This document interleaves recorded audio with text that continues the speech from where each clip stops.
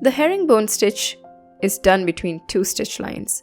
Start by coming out from the bottom stitch line, go diagonally up and pluck a bit of fabric backwards. Then go down diagonally, pluck a bit of fabric to go back up diagonally. And the process continues.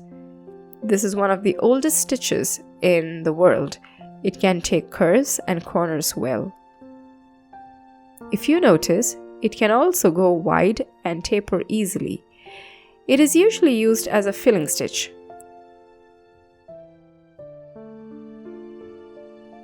I hope you liked this video. Let me know if you have. Also, do not forget to check out our bookstore with ebooks for learners at different levels. This is Sarah from Sarah's Hand Embroidery. Thank you for watching.